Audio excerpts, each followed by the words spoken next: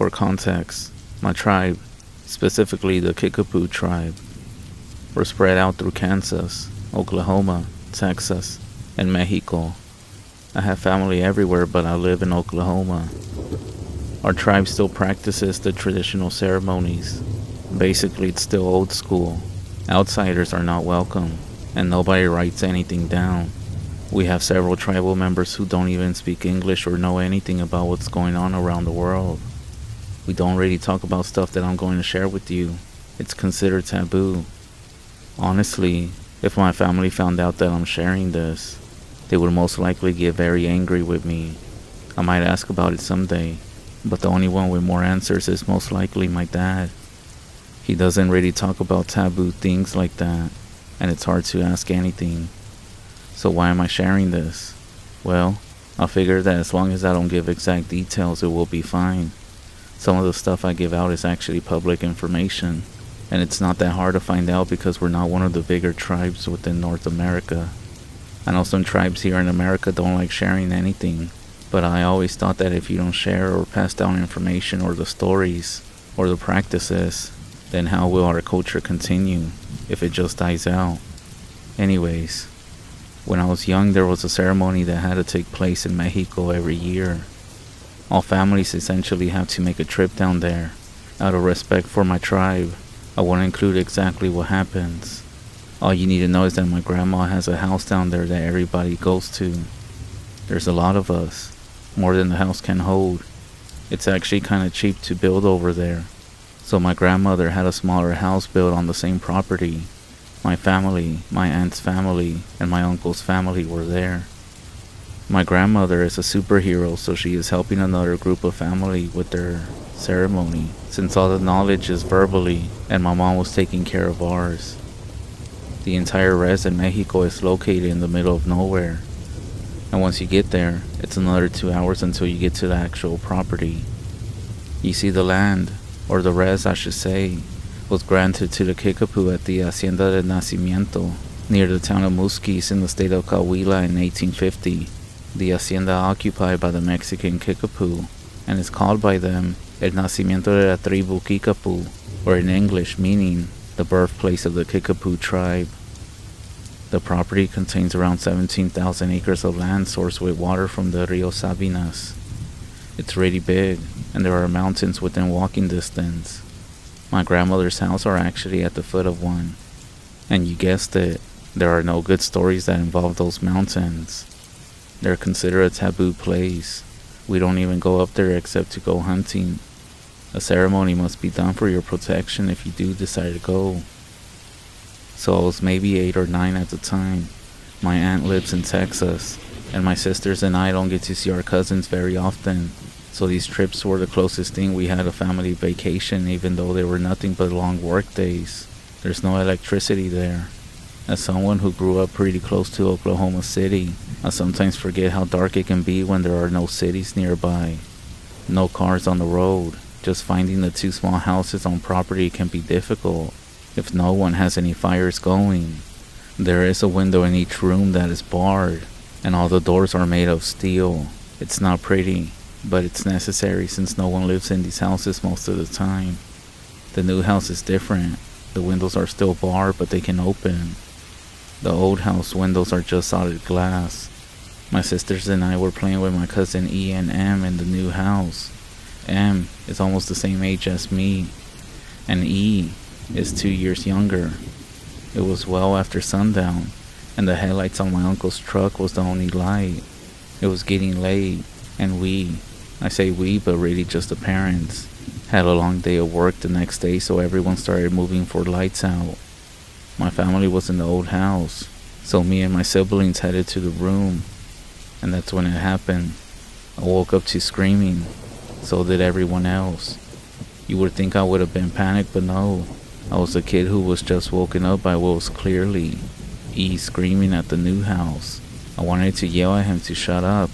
I wasn't scared until my dad, very strong and quiet, walked into our room and told us to stay. We don't disobey my dad, so we did. We went to the window and looked outside. My dad was talking to my aunt and uncle, along with some of my older cousins. and they were walking up and down the fence on our property with flashlights. It was too dark to see anything else. After an hour or so, we started getting tired, so we went back to sleep, but the adults were all awake until sunrise.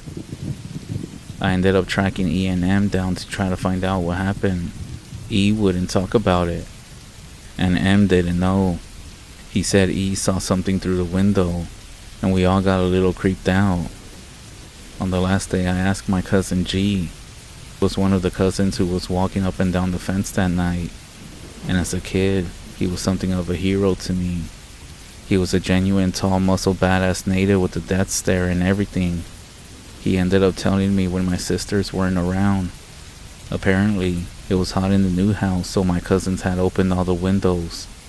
E was sleeping on the floor next to me and was awoken by something touching his face.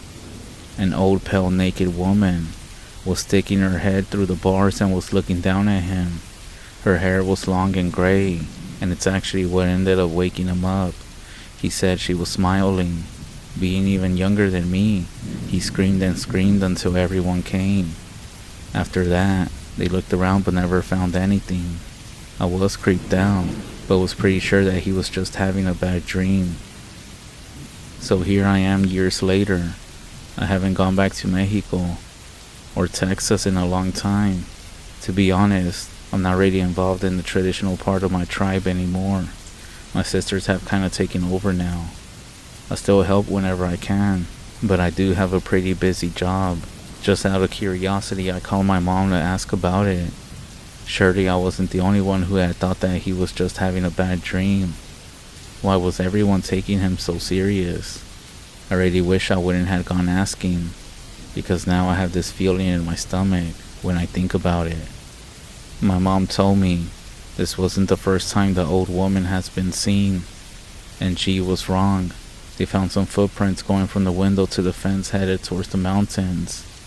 Judging from the footprints they found, she was visiting every window on the property. Mind you, it was in the middle of nowhere, in the pitch black. On a personal note, I think it was a witch most likely. Our tribe still being traditionally strong is both a blessing and a curse. Like in other tribes, like for example in the Navajo tribe, there are skinwalkers. I want to say that the old lady is likely a skinwalker who preys on people who live close to the mountains. Maybe. I have heard from my family and others, and even had other weird experiences down in the rest in Mexico that still make me nervous when I go outside when it's dark. And it doesn't help that my dog always insists on going outside during the middle of the night, and he makes me chase him around to get him back inside. Even if it's not a skinwalker, there's some really creepy things going around in that whole area, especially around the mountains. I did talk with a friend who lives in Oklahoma, and he said it might be a stikini. I'm sure the most famous native witch that you know is the Skinwalker, but in Oklahoma, they call something similar the stikini, shapeshifters of pure evil. By day, they have the look of a human, blending in with everyone else. But when nighttime comes, a transformation takes place. These people end up forming into an owl-like monster. Or maybe it was an Ishikitini, people who use supernatural powers to harm others and are able to take the shape of a horned owl. I know in some other native tribes down in Mexico, they call it the Nagual. It's intriguing, and maybe not a coincidence, that many natives share stories of similar type of witches. These creatures or monsters or whatever are often believed to be just humans who practice a form of witchcraft that grants them such powers, and are not actual monsters. Maybe the generations before us saw and knew things that we can't fully understand today. These stories and beliefs have been passed down as part of our cultural memory, a reminder of the things that our ancestors encountered. So if you ever visit some native land or a reservation, whether that's in New Mexico, the Navajo Nation, or Arizona, Oklahoma, Dakotas, or even down in Mexico, it may sound like they're everywhere, and who knows, maybe they are. Just be safe, and be respectful of the traditions and stories. You never know what might be out there, and it's always better to be cautious and respectful than to dismiss what is actually true. Stay safe.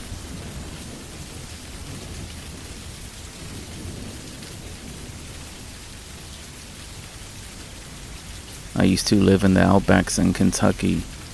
There's a lot of woods around and many wild animals, which gives me a pretty good feeling every day. Well, almost every day. Before I get into it, let me give you some pointers of my home so you can better understand the situation. It's pretty secluded where I live. The closest town is a good 30-minute drive away, making my old bus rides over an hour long in the mornings, and our neighboring houses are rather spaced out.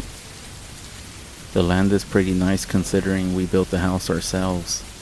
We have a small garden, a chicken coop area, rabbit hutches, and a pig pen. My family's 2 dogs protected these animals, while mine stayed with the pigs since one was pregnant at that time. We only have about 6 acres of backwoods land before we get to one of those signs that say, "No hunting, private property," that has some barbed wire fencing all around. Even though it does no good, as I later found out a tree had fallen and broke part of it. Now, even though we hear coyotes all the time, we never actually find signs of them. Just raccoons, rabbits, and squirrels, and lots of deer tracks. Going out there during late fall or winter and beginning of spring was something that I enjoyed doing, even though my family had restrictions, as I wasn't allowed out there at nighttime. Now, some of you might find this next part disturbing. Whenever an animal of ours died, I was required to take it out back and dump it near that fence to make sure that nothing got too close to our property. Well, at least the predators. The walk through the woods was always fun, but I did sometimes feel like somebody was watching me. I'm sure it was the environment that I was in. Of course, Karma, my German Shepherd mix, was always with me when I did this. I never had him on a leash or anything, something I deeply regretted after that night. I brought him home because I trust his senses more than my own. Whenever I got the sense that somebody or something was watching me out there, Karma would just stop walking. Whenever I see the fur on his back raise, I'll toss the animal as far as possible and head back home.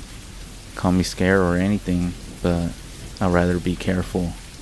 Now that I explained something, I'll get on to the point of the story. One of our prized roosters had died suddenly, and we hadn't noticed it dead in the chicken coop floor until it was time to put the chickens up for the night. When my older brother opened the bag, we saw that it was dead. We assumed this explained why Cookie, one of the family dogs, was acting strange. Even though it was about 7 p.m., and I didn't want to go into the woods since it was still early in the fall, which means that there are big spider webs out there. But my mom demanded that I go take it out to where it's supposed to go. I got on my boots and sweater to prevent mosquito bites and headed out to get my dog. His pen with the pig was only a few feet away from the back steps, so it was easy to get to him if there was an emergency. Once I opened the pen, he shot out, excited to run around as I held the Walmart bag with the dead rooster inside. I started making my way to the woods with him. He knew where we were going, and he followed quickly at my side before getting in front of me. He did that often, going off and stopping to wait for me. As a 17-year-old with no friends, besides the ones that I made online, I found this to be rather sweet of him and would smile at the fact that he would wait, as if he didn't want me to be left alone. "Alright, Karma, here I come." I chuckled as I saw him standing at the bottom of the small hill, just staring at me. I kept walking, keeping an eye on him. Once I got closer to the drop-off area, I noticed that he was straying further and further away. So I let out a high-pitched whistle sound. He comes whenever I whistle, except this time, he didn't. He raised his head up, ears perked up, and his attention was somewhere else. That's when the fur on his back had raised slightly. He bolted. He was never really a barker unless a stranger was in our yard, or our neighbor's dogs ran over, so it surprised me when he barked once before suddenly taking off into the woods. It was then that I noticed the tree had fallen when he jumped onto the tree, and over the fence to the private property, chasing whatever it was he had seen. "Karma, get back here!" I yelled as I dropped the bag and chased after him, only stopping when I reached the fence. But he was nowhere to be seen, and his barking stopped. This actually scared me as it was getting dark outside, and all the day animals were falling silent, being replaced by crickets and frogs. I knew I wasn't allowed on this side of the property, so I stood at the fence and called out for him. "Karma, here boy," I called out, feeling frustrated. "Karma, come here," I yelled, in hopes that he would return as the tears began forming in my eyes. "Karma, come back," only for him not to return. I'm naturally a rational thinker and assumed he had gotten too far away to hear me, so I bolted back towards home, feeling out of breath by the time that I got up the small but steep hill. "Mom," I called out as I rushed inside. "He took off and I don't know where he is. He jumped the fence back there. I told you to keep him on a leash when out there." She yelled as she got ready to help me go find him, only to see the sun was basically down. It sets in our backyard, meaning it would be dark in the woods, since the trees would be blocking the sun. "I'm sure he'll come back," she assured me, while looking out the back door. Since it was too dark out back, I decided to walk down the street and call for him. My neighbor had noticed and asked if I was looking for someone, so I told him my dog had ran off into the woods. He nodded and seemed to glance around before disappearing into his backyard. I wasn't really sure if he was going to keep an eye out or not. It had been about 2 hours since he ran off, and he still wasn't back. I mentally cursed myself for not having him on a leash as I went outside to feed the livestock dogs. As I was scooping their food, I thought I heard a high-pitched whistle. My mind was too focused on the fact that Karma was still missing to really think about it as I walked around to the backyard. When I got to Cookie, I heard the faint sound of what sounded like someone in our backwoods saying, "Here, boy." Very quiet, like he was far away or something. I glanced over but saw nothing besides what the moon was showing. Our back porch light wasn't really working, so it wasn't much that I could see. We had just gotten new wood siding up the backyard, so we had to remove the light. I chose to ignore it. I walked over to Sarja and gave her some food when I heard it. "Here, boy," again. Except this time, it was loud. I looked over to the woods again, feeling uneasy before heading inside. I had a few thoughts running through my mind, aside from Karma, of course. One, there was someone in our woods, maybe a neighbor. And two, he seemed to have lost a dog, just like I did. Even though it was a stranger, I still felt the need to go help as I had just lost my dog in those woods too. "Mom," I said as I went inside, "there's someone in the woods," I told her, ushering her to come listen. She stopped doing the dishes and went out to listen as well. She also heard it. "Here, boy." The man never called the dog's name, something I didn't notice at that time, and just proceeded to say, "Here, boy, come back," and "Come here, now." My mom then gave me a stare, looking scared just like I did when I first heard it.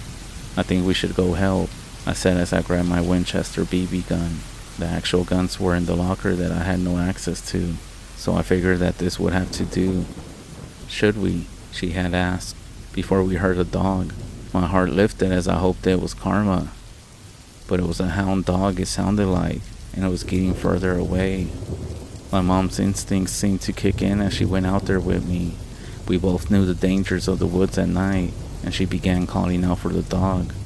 I also called out, but to be honest, I was actually looking for Karma, if anything. As we got close to the tree line, we stopped, not wanting to go further down. We noticed as we stopped just before the hill that things were way too quiet. Sure, we heard some nighttime insects, but as we heard the man call out again, he sounded closer. Even though the dog's barking was faint and clearly far away, the leaves on the ground were basically dead, yet there was no crunching noises as whoever was out there was getting closer and closer. The strange thing that we noticed is that there was no flashlight shining around. When our neighbors lost their cat, we saw their flashlights in the woods, so we became skeptical of the fact that this strange man didn't have one, so we decided to stop calling out. Turning around, we headed back up the small path and into the safety of the yard. Our dogs wagged their tails at the sight of us, but it wasn't the same without my dog. We walked along the tree line, staying a few feet back as we looked for some form of light, but we found none. It was then that we heard it. "Come here, boy," in a deep, angry voice. It sounded like it was down some, to the right of us. I felt the hair rise on the back of my neck, and we rushed back to the house as our dogs began barking like crazy, their growls being the only noise as everything else was silent. My mom wasn't far behind as we got inside and closed the door, staring out as we turned out the lights inside so if the man entered our yard, he wouldn't be able to see us as we stayed at the glass door. As I thought of how weird this all was, I realized something. He never said the name of what he was looking for. In fact, he said the same words I had said earlier when my dog Karma had ran off. Was he copying me? My thoughts were interrupted as I heard my mom gasp and cover her mouth before she closed the curtains to the door. She had gone pale. Without thinking, I took a peek as I could hear one of our dogs going mad crazy. I saw her growling, so I looked to where she was looking. What I saw was not human. I'm not even sure what I was looking at. Its skin was white. The moon wasn't even needed to see. It was so pale that I was sure it was a ghost at first. Its eyes were sunken into its face. It didn't seem to have a nose and it looked like it was upside down, crawling on its hands and feet, as it was doing a crab walk sort of. But its head was upright. It had an arched back so its stomach was pointing up to the sky as it slowly made its way from the tree line. Its teeth didn't even fit in its mouth as its jaw hung open. A dark slimy tongue was hanging out. As its dark beady eyes looked around, "Come here, boy." It just kept saying, "Come here, boy." Its head twitching as it turned halfway before snapping back upright. It didn't even seem to care about the dogs barking at it. Then, it looked at the house, and I swear for a second that we made eye contact. I couldn't move for the fear that I would see the curtain movements. For what seemed like forever, we were just staring at one another until it twisted its body slowly. The bones seemed to crack and pop as it began standing on its legs. This, whatever it was fucking tall, bony, and its skin was tight around its frame, showing every bone in its lanky body. Some hair was hanging from its elbows, patches all around its chest. Its arms were long and almost seemed to drag on the ground. Long, sharp nails were seen. They were black, but the moonlight made them seem to shine. Its body proportions were just so off. Its legs were normal size, but it had a bent torso like its spine was also messed up. It stood at least 8 feet tall, and I was petrified. How was it able to just twist its body like that? How was a creature like this even alive? I felt like I was going to piss myself at the sight of this thing. Was this what Karma went after? And what happened to Karma? My whole thought process stopped when I saw it walking towards our house, taking slow strides as its body seemed to sway with each small step it took. "Here, boy." Even though it was hard to hear through the glass, I then saw a flashlight shine around our backyard. Our neighbor was heading over, I assumed, based from where it was coming from. He must have heard our dogs going crazy and came to check it out. Fuck, I thought he was gonna get attacked and mutilated, but the creature screeched and ran back into the trees. Even after it left, I was stuck just staring into the trees until the dogs turned their attention to the front yard. Did it go around? Slowly, I finally stepped away and looked to the door as I heard a knock. My knees felt so weak as I released a breath I wasn't aware I was holding. Mom answered the door and it was our neighbor explaining that he heard our dogs going crazy, just like I thought. I didn't hear much of the conversation as I felt sick and ran to the bathroom, emptying the food that I had just ate hours before. My mom then later started asking me things that night, questions before going to bed about what I saw, and I couldn't answer. She had only seen a glimpse of it. She didn't see the way it moved, the way it was staring at me. Later that night around 2 a.m., our neighbor gave us a call, saying that he saw our dog in his backyard. I ran out there hoping it really was him, and there he was, strutting over to us with his tail between his legs as he knew he was in trouble for running off. But I couldn't be mad. I was just glad that whatever that thing was hadn't gone into him. We ended up moving shortly after that experience, and now live in the city. I guess I thought that by writing this out, the nightmares would stop, but they haven't. I can't get the image of those eyes staring into mine. If you ever go hiking or into the woods or anything, and you hear your own voice, somebody repeating the exact words that you said, ignore it, run away, and don't look back.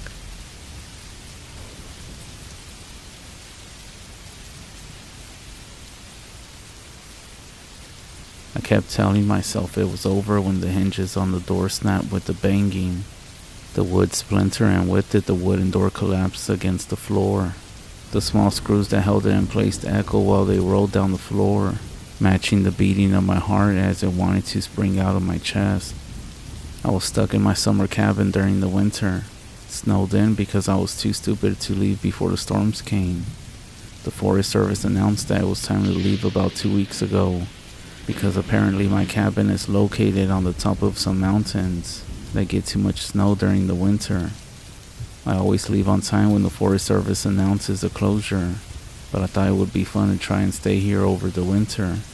I mainly wanted to stay here because of the whole COVID lockdown, and with everything closed I thought it would be better. It was something that I had never done before, but I came ready, as I boarded up the lower windows like I always did, to make sure the snow doesn't break through. I also stockpile enough food to last until February, and make sure to call up the power company to make sure that they don't cut me off this year, because I was planning on staying longer. I didn't regret the idea until the first snowstorm. That's when reality hit me.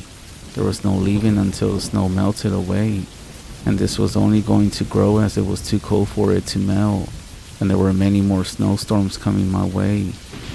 I spent most of my time building puzzles while listening to the old CDs that I had stored up there.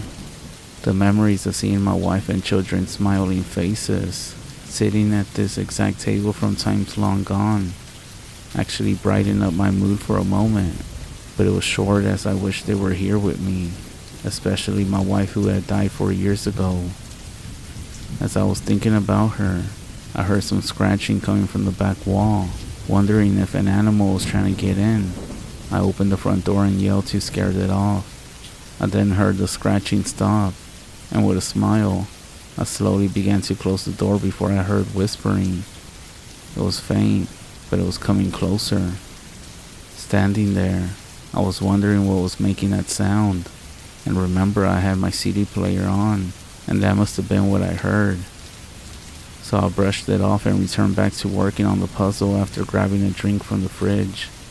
After I closed the door, I heard the scratching again coming from the back wall. But this time, I just let it be as it didn't bother me enough. It could possibly just be branches brushing against the side. Dad, come look at this. A voice whispered from behind me. A tingle struck down my spine as I looked back to see no one was there. The crazy thing is that the voice seemed so familiar, but one that I hadn't heard in so long. "Hello?" I asked the now quiet cabin after turning off the CD player. Dad, it's cold. Help me. The voice said again, and it hit me as this was the voice of my daughter when she was younger. "Sarah, is that you?" I asked, wondering what in the hell was going on. Dad, it's cold out here. Please let me inside. The voice said again, but more clear. Now I knew for a fact that this was not just my imagination. Was my daughter actually calling for me? Wait, no. She's married and is expecting to have a baby girl in spring, so there's no possible. Are you going to let me die, Dad? Just like you let Mom? My body froze like a statue as I wondered if this was just my imagination, or something much darker. Please, it's so cold. "Who are you?" I asked. It's me, Sarah, your daughter. Please open the door or I'm going to freeze out here. the voice said from the other side of the door. It sounded like a robot. At the time, I slowly tried to think of what to do, and I grabbed the metal rod used for stirring the fire and gripped it in my hands tightly while moving away from the door. "You're not my daughter. Get the hell off my property," I screamed while backing away from the front door. The voice changed, and it shocked me to my core. Honey, why won't you let us in? Sarah wants to warm up next to the fire, and I want to see your smiling face again. Upon hearing this, I nearly dropped the metal rod to the ground, as it was the voice of my wife, and I took a step ahead thinking it was actually her. My mind started to flood with happy memories, until I remember attending her funeral. The voice outside wasn't my wife. It couldn't be. "What do you want? Please, whoever's out there, I'm just an old man. I got nothing here that you can steal. Please, leave me alone." Honey, don't you recognize me? Please take the boards off the window so we can see each other. Shocked to my very core and having no idea on what to do next, I stayed quiet while moving towards the bathroom. I snuck inside and locked the door, just hoping whatever out there would go away. Was someone trying to mess with me? But how did they even get out here with all that snow? It's not too bad yet, so it's possible someone could get up here. But who? Who would be on the other side of that door? I heard the voice say something that I couldn't hear through the bathroom door. And right before this, I heard a large bang on the door. It was followed by another, and another, and I could hear the hinges starting to loosen up. I kept telling myself it was over when the hinges on the door snapped with the banging. The wood splintered, and with it the wooden door collapsed against the floor. The small screws that held it in echoed. I could hear the words echoing Come out. through the insulated log walls. I held my breath listening to the wood boards creak with every step from whatever had just broken down the door. Whoever this was had to be sadistic, was trying to mess with me and not just to rob me. That's up until I heard the sniffing and the footsteps switched to crawling that came closer and closer until it was on the other side of the bathroom door.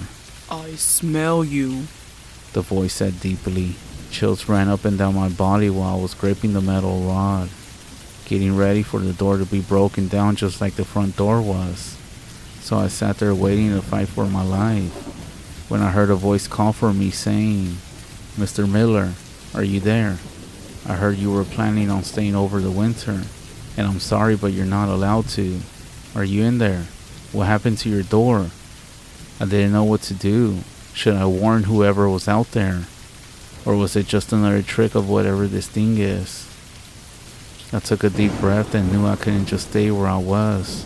I unlocked the door and swung it open so fast, just in case I could hit whatever was outside of it. As I did, I felt the door hit something, and so I shoved the door even harder until I heard someone winch out in pain. I pulled back the door to see a park ranger laying on the ground. I quickly looked around to see if anything else was there just waiting to attack me. But lucky for us, I didn't see anything. "Are you okay?" I asked the park ranger who I tried to help out. Yeah," he said while rubbing his head before continuing. "The real question is, are you okay? What's going on here? I thought you got attacked by a bear or something with the sides of this cabin all scratched up. Especially with that door being knocked over and letting in all this cold. Honestly, I don't know what was here. I never saw it, but it sounded like another person. Are there any other vehicles out there besides mine and yours?" "No, I don't remember seeing any more," he replied. "No one else is up here besides us, because this area is closed during the winter. We got a call from the power company informing us that you were still up here and were requesting power over the winter. Look, we don't want to kick you out of your own cabin, but we have these rules to keep everyone safe. Now, we need to get the fuck out of here, right now." "I get it, but what's the rush? I still need to clean this place up and fix that door, and there's no time. We already been here long enough and we need to leave. Your vehicle won't be able to make it down, so just hop into my vehicle and we can get out of here." You can't expect me to just up and leave everything here, do you? I asked. If you want to live. Plus, you can come back once winter ends, but we need to leave before that thing comes back.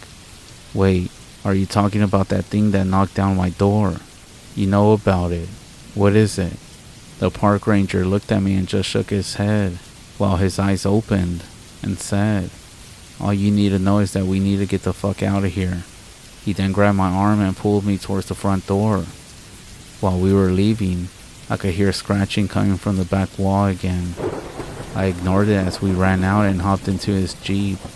He drove down the snowy mountain, trying his best to keep the Jeep from sliding off the side.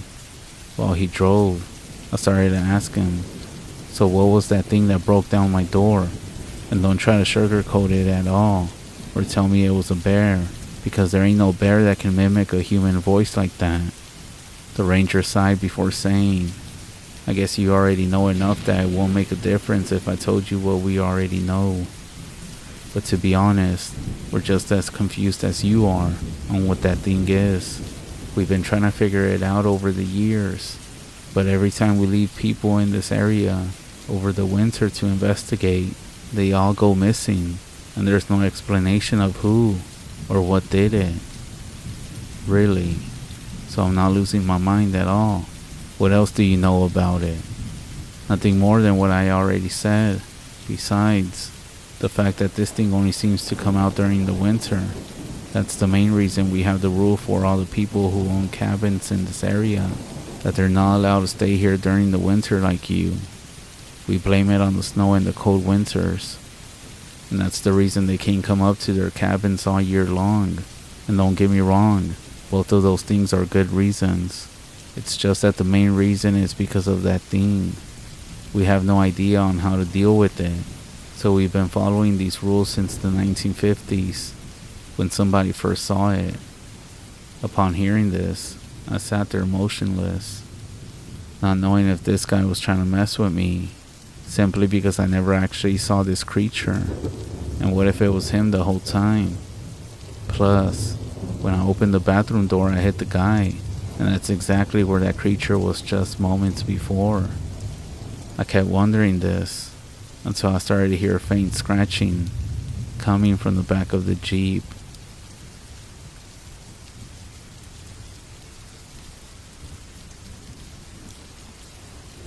Back when I was young, my old man and I would go hunting with my older brother and sister out in Kerrville. I remember the trailer would sometimes smell like that rusty blood smell, but we always got used to it. Aside from all of this, there was some scary stuff that always happened out there. I remember when I was 12 or so, and my dad had shot a deer right behind the shoulder, but it managed to get away, so we had to go track it. It was around mid-November, and it was starting to get dark, so I had my SKS, which I had been killing deer with since I was young. I also had a flashlight with me. Being crafty, my dad put me in this valley where we found a pretty good pool of it, and I sat on top of a boulder just to mark the spot while he took my brother and put him further out past the tree line, deep along the ravine. There were tons of rocks and boulders all over the place, so I got up on a boulder that had a pretty good viewpoint. It also had a decent clearing of about 50 to 75 yards around me. Well, the night started to set in, and it was about 50 or so degrees, eventually dropping even more. I was in the middle of this clearing with a light overcast and a full moon. I remember clicking the light off to save the battery and letting my eyes adjust to my surroundings. Just about 30 or 40 minutes after my brother and my dad left me, I remember hearing some coyotes and seeing them on the outskirts of the clearing. However, they weren't circling. They paused for a bit to look, and when they continued on, I sat quietly on the boulder, watching nature go by, with the wind picking up slowly, giving a gentle strobing effect with the cloud overcast, just switching with light to no light. I heard the coyotes yip and howl a few times, and then they started to fade away. Minutes after that, I heard a resounding shot and a report of impact like a boom. I figured that they either found the deer and put it down, or someone shot a coyote. Around that time, I heard a scream, which actually got me worried. then just silence. The wind stopped howling. The pine tree stopped rustling. I couldn't hear any of the coyotes in the distance again. Just dead silence. After a bit, I started hearing some light sounds on my right, almost like rocks banging together. Up a ways along the hillside on the furthest distance, about 75 yards of the clearing, I saw a few rocks rolling down the side. I watched them when they first came into view, bouncing along, tumbling. Then, I got real low on the boulder with my SKS, ready, aiming at the point of the sound. A few more rocks did the same thing from the same spot, and that's when I saw a dark outline through the trees. Not quite in the clearing, but rather a few yards deep in the trees. I saw a pair of antlers when the light picked it back up, and then it went dark. I could hear some heavy breathing along the edge of the clearing. I was starting to think it was an injured deer. I keyed the radio that we all had 3 times to signal distress so that my dad and brother would come back. I turned the volume really low, and I sat quietly on the rock, making sure not to silhouette myself as I peered into the darkness with my scope, trying to get a good picture. I remember seeing the outline somewhat upright in the light, like it was a buck that stretched his neck out. Then it would get dark, and then nothing. I did panic a bit despite just being 12, knowing the hoofs of a deer should clack pretty loud if they moved at all, especially if it was that quiet. So I sat and waited, not moving a muscle as that pool of blood next to me seemed to lazily waft itself into my nose. It wasn't overpowering or anything, but it cut in pretty strong as I scanned again when the clouds cleared up for a few moments, looking for anywhere that this thing could have gone. My radio keyed back twice, meaning somebody wanted to talk. I keyed 3 times again, and I saw lights over on my left shoulder where my dad and brother went down to track after the buck.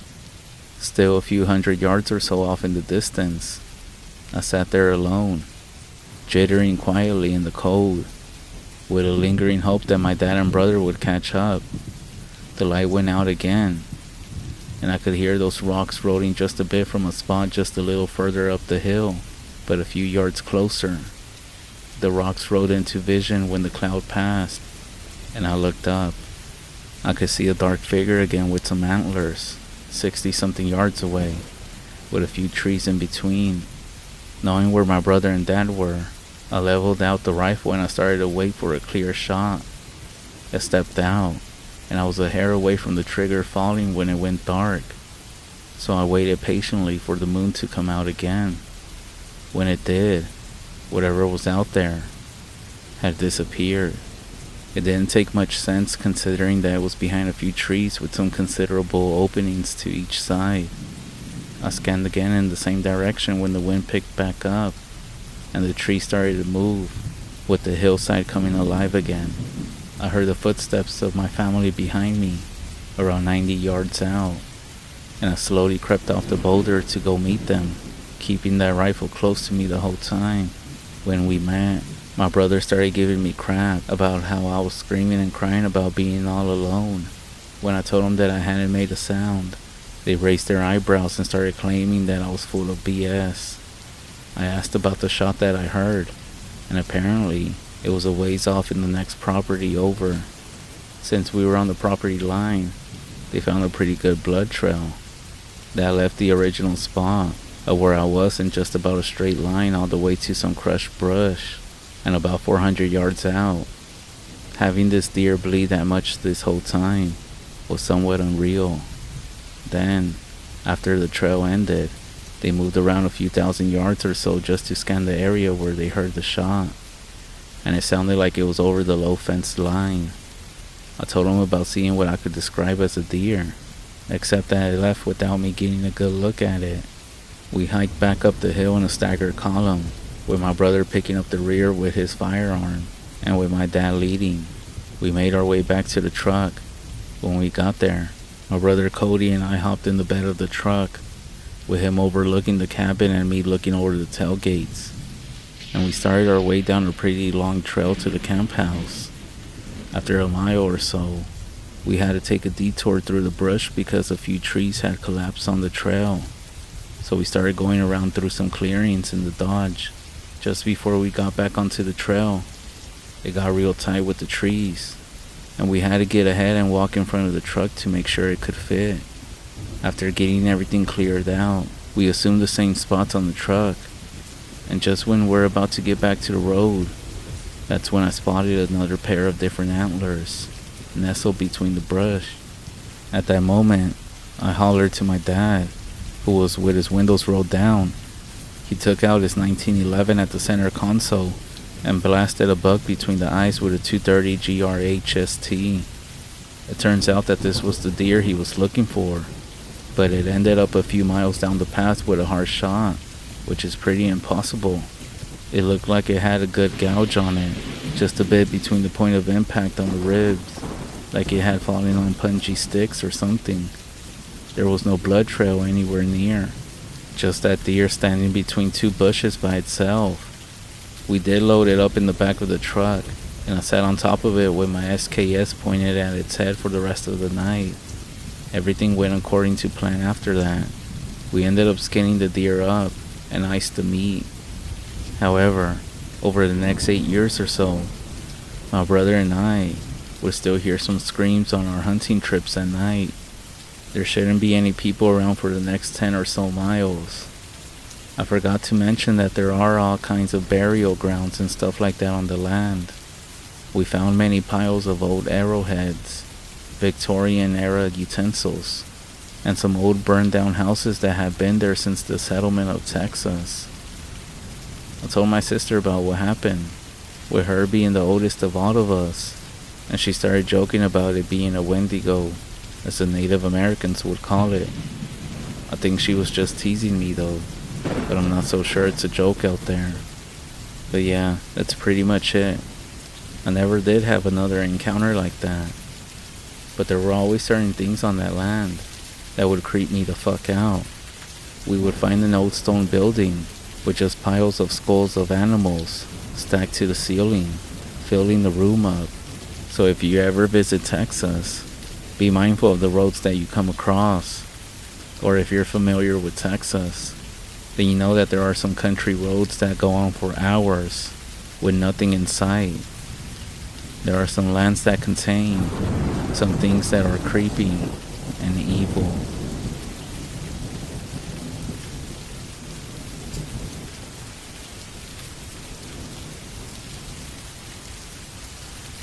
This story happened when I was 12. I currently live on the Navajo Res. However, I used to live in a remote area in a trailer, and for some background about where I live, the only town near me was a 45-minute drive. We would always run into town for some food when we would have family visit. We always started the drive back when the sun was starting to go down, which meant that our headlight was the only source of light. One day we did the usual, but on the way back, this time something seemed off. It felt like we were being watched. Me being the bored 12-year-old, I put my earbuds in and looked out the window. As I was looking out the window, I saw a black shadow by the car. Then suddenly, a harsh smell came through my open window. I'm not sure how to describe the smell, but now that I think about it, I know this is going to sound crazy, but it smelled like death. As I focused more on this shadow, I recognized that it looked like a dog.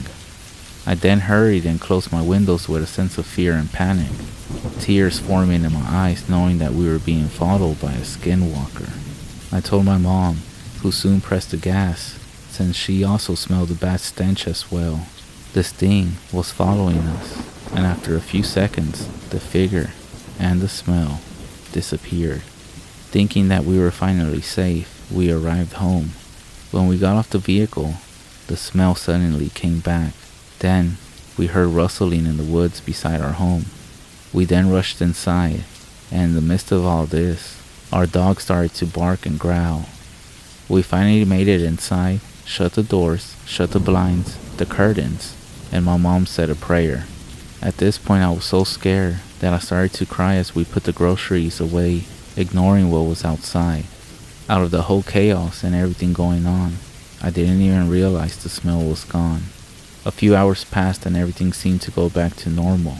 The dog stopped barking, and we were all getting ready to go to sleep. As I was laying down, thinking about what we had just experienced, I heard a big noise on our roof. It sounded like something big and heavy had jumped on the roof, and then footsteps, like if someone or something was walking back and forth. Then the footsteps stopped, and I kid you not, the most loudest, banging noise in the roof like I never heard before. At this point, everyone had already woken up. We all got up and ran to my parents' room. By that time, my father already had his 2020 gun. My father loaded it and went outside, looking for the creature or whatever it was. Me being the stubborn person that I am, even now, never listening when they said to stay in, as I wanted to be where my father was at. So of course I followed him outside and was on the front porch steps. That's when I felt an urge to look up, and as I did, I saw red eyes looking back at me. I screamed as my dad started to shoot at the creature. My father then screamed at me to run inside, and I did, with him running right behind me. As we were inside, we heard footsteps and loud noises in the roof all night. We also all ended up staying in the same room.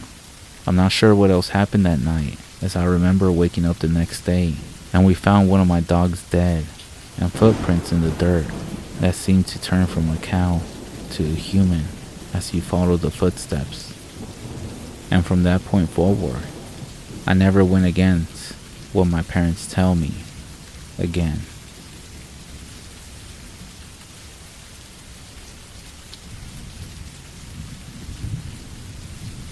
This story comes from a friend of mine.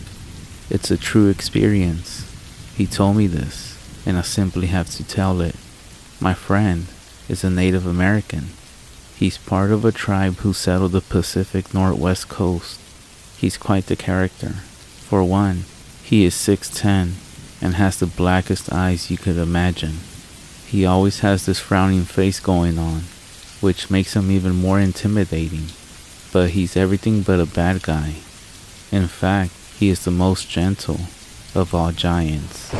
He was working at a gas station up north back in 1992, and he pretty much always worked the graveyard shift from 11 p.m. to 7 a.m. when he was relieved. Business wasn't exactly booming at nights, so he was always watching TV or reading magazines between customers, and they were only a few. The area he lived and worked in was deeply associated with all things Native American. There was a sense of pride in the surrounding communities, but also a very distinct presence of superstition and old traditions. My friend was no exception. He was a firm believer of the ways of the old. This made his encounter that I'm about to tell you about more terrifying. One night, he was sitting as usual, watching TV when a customer entered the gas station. The customer paid for his gas, a pack of smokes, and some soda, and then returned to his car. Nothing strange, nothing out of the ordinary. But as my friend looked out the window towards the customer's car, he spotted what looked like a huge dog sitting by the edge of the woods. Now, the window is located on the side of the building, some distance from the sliding door, overlooking the pumps and the roof covering it. On the sides of the roof are pretty strong lights, which shine into the gas station. This gives the gas station not only some eerie lights, with the blinds casting long, striped shadows, but also blinds the teller to an extent. As he peered through the window trying to focus on the dog, it was now gone. He didn't think much of it, even if it was a wolf. He was inside, and these animals don't tend to rob gas stations at night. However, wolves are common here, but this one wolf was fucking huge.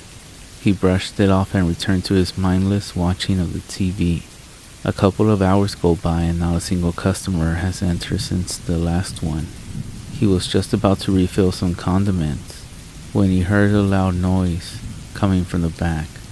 It wasn't inside, he could hear that, but it came from the back and from behind the building that they keep the garbage. The gas station had been visited before by scavenging homeless, but my friend didn't really care. It was in his garbage, and it was just garbage. Let them take it. But it kept getting noisier. He decided to grab a flashlight and a gun from the office and circle around the back to tell whoever ventured there to leave, as he's had enough. His presence alone would have scared off anyone, but he wanted to feel safe just in case. He exited through the sliding doors, walking past the window he was just sitting by. As he turned the corner, he shines the light towards the dumpsters. As the cone of light hits the dumpsters, my friend instantly drops the flashlight and the gun. It's the huge dog he saw before, going through the garbage. It wasn't a dog. It clearly stood on its hind legs, reaching the same height as himself. It couldn't be a bear. The creature's eyes had been glowing in the light of the flashlight, making it even more terrifying. He quickly ran inside the gas station, and he wasn't followed. He locked the door, stayed inside the whole night, and quit the next day. My friend is still convinced that he saw a skinwalker, a shape-shifting demon of sorts that are a common occurrence in Native American lore and culture.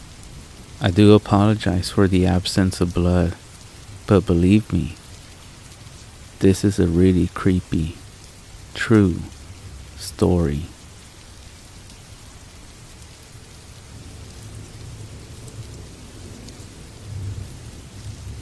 We had a tradition of going to see my grandfather every summer and spend some time at his cabin. The cabin by a lake, and older than he is. The cabin is a load of fun for a child spending their carefree summer.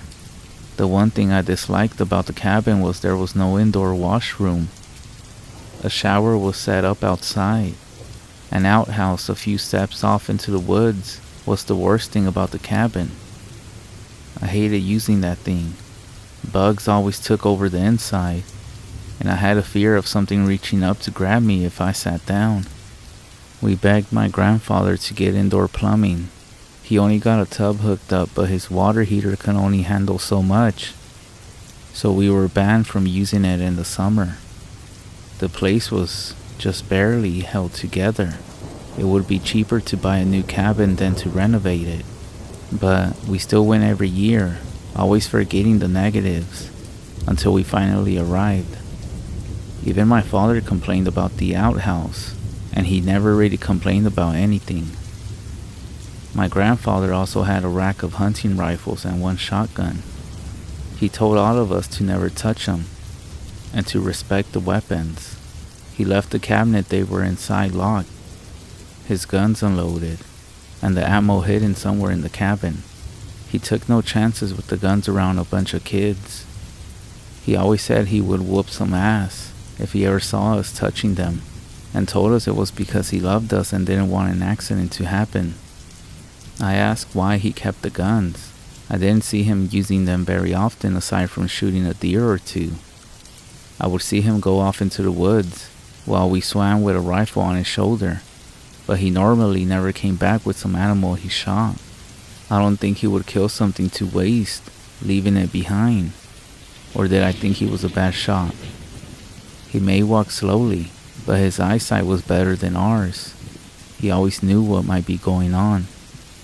One time, my cousin found a cigarette someone dropped near the corner store, where we sometimes got ice cream snacks. He kept it hidden for a day. When he thought that the coast was clear, he used one of the lighters for the fire pit.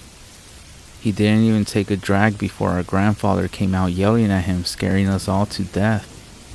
With 3 kids crying, begging him not to tell our parents, he gave us mercy.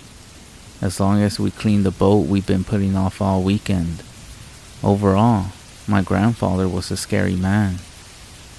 One night, after telling each other ghost stories to freak each other out, the worst thing happened. When everyone else was dead asleep, I needed to use the restroom. I hated going out at night.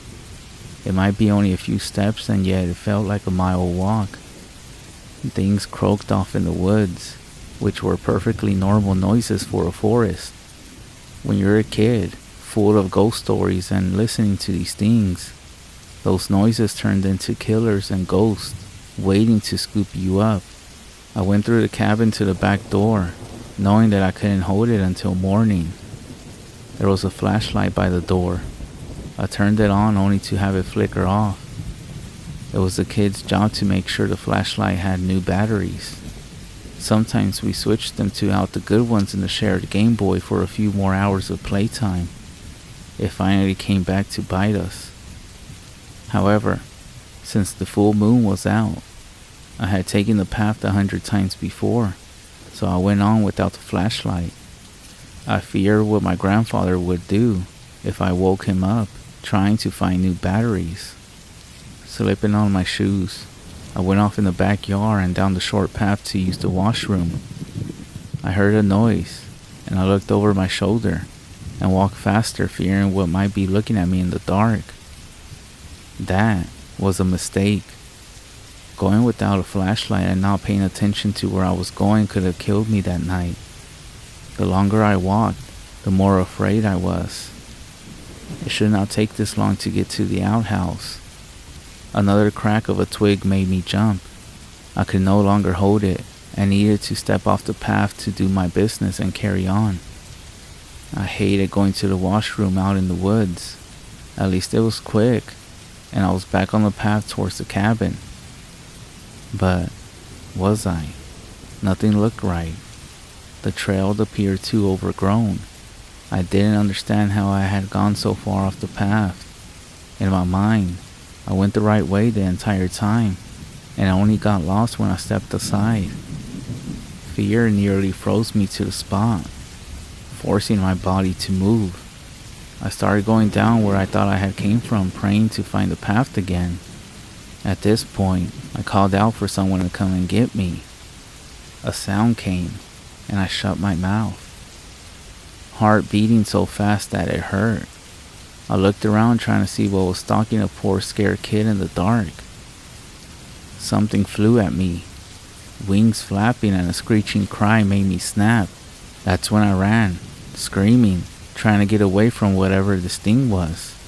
Only when I stopped running and was very lost, I realized I just got scared by a bat. Just a normal, harmless bat. I wanted to cry.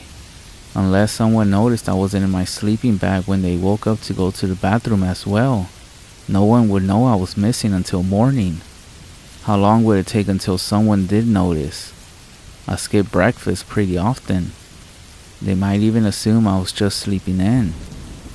I didn't want to stay out in the woods overnight, having no other options or ideas of what to do while lost. I kept walking while trying to force back my tears.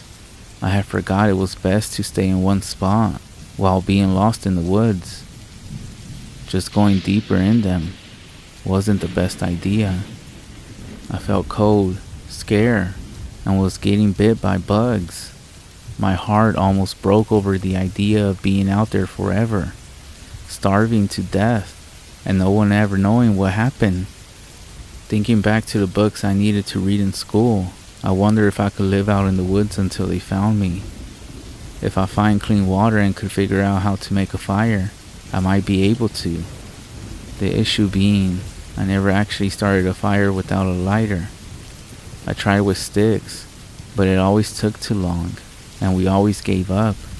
Me and my cousins loved burning things and were impatient. There was always a lighter to use.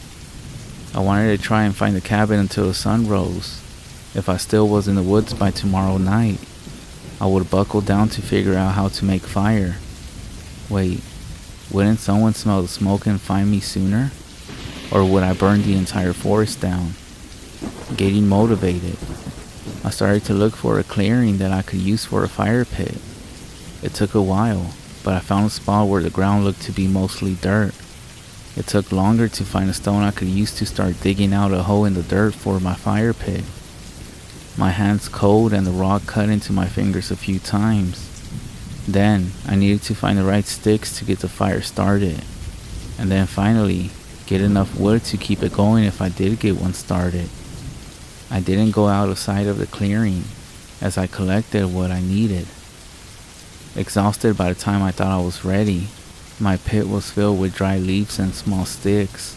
I sat down ready to try to get a fire started. I used 2 sticks I peeled the bark off at first. My hands became raw from rubbing them together. Frustrated, I didn't think I could get them warm enough from the friction to get anything started. I then tried the rock method. I didn't know if any rocks would do, or if my grandfather had a special type in his fire starting kit. The miracle of the night happened when I found the right rocks to smash together. One spark caught and I nearly fainted when the leaves burned and yet didn't catch fire. I kept trying until I had a very small flame that I actually fed with my breath. I've never been so proud of myself in my entire life. The smoke blew into my face, causing me to cough and eyes water. Still very happy for my very small fire though. There wasn't a way to tell how long I was out there for. The sun hadn't even risen yet, so at least a few hours. As I warmed myself by the flames, I heard something off in the distance of the woods. I heard it again. My chest got tight with hope when I recognized that the noises I was hearing were human voices. No one I knew, but still someone out here in the woods with me. With my fire still going, I would be able to see my way back to the clearing if needed. I hurried off towards the voices, so happy I couldn't speak. Mine. The voices were a warning for the person they were speaking with. It sounded strange, as if English wasn't their first language. Still, it was someone who could help. At least, that's what I thought. Rushing into another clearing, all my excitement faded when I saw what belonged to those voices. A dead, torn to pieces deer sat in the middle of the small clearing, blood soaking the grass and leaves. In the clear moonlight, I saw 3 pale things, figures, all hunched over in the deer, tearing in with their hands and teeth. All their limbs were skinny and far too long for their bodies. Each of them were pushing aside each other, trying to eat as much of the deer as they could. Skin pale and drawn tight against their bones, faces covered with blood. Each of them bald, with a mouth far too large for their face. And their eyes, oh God, their eyes were missing. Each of them had black empty sockets. None of them noticed me. That is, until I let out a scream. All 3 heads darted up. Now knowing there was some fresh prey, I turned to run. Sounds from behind me said they were all starting to chase me. Tears came to my eyes, making it nearly impossible to see where I was going. I slammed into a tree hard enough to hit my arm to the point I thought it was broken. I tumbled to the ground, crying in pain. My moment of weakness enough for one creature to get on top, limbs on either side. The head looking around trying to hear where I was, the large mouth opening, dripping blood on my tear-stained face. The moment before the mouth filled with teeth tore my face off, a loud cracking sound echoed through the forest. The creature blown off. I screamed even more when a powerful hand grabbed my shoulder to drag me to my feet. Grandpa. I choked up when I saw him clearly through my wet eyes. He was holding a shotgun, ready to fire again. His face stern, not afraid or surprised of the creatures. I expected them to attack us. They somehow knew what the gun could do. Grabbing their dead, they dragged it deeper into the darkness. The moment they were out of sight, I heard the worst noise. Awful sounds of bones cracking and breaking. They were eating the one my grandfather had shot. It was all too much for me. I broke down crying, my grandfather silently bending over to pick me up in one arm. As he carried me through the woods, He stomped out my small fire on the way out. He didn't scold me for crying or getting lost. Him actually comforting me that night was the kindest moment we ever shared together. We arrived back by the time the sun was rising. My mother and father awake and worried out of their mind. They scooped me up when we arrived, and I cried all over again. Before we left, I was able to get my grandfather alone to ask him what happened. Those things wouldn't bother us at the cabin. I only saw them because I went too far in the woods. Apparently, he had a deal with them, that they were not to touch any humans as long as he fed them, and he also wasn't sure how many of them lived in the woods, or even what they were. He also said that he fully understood if I didn't want to come back to the cabin next year. I almost didn't, until he passed away of natural causes. I spent parts of my summer at the cabin. He wasn't able to get an indoor toilet, but he did mark the path to the outhouse with those solar charged lamps that people use in their garden to make sure that no one ever goes off the path again.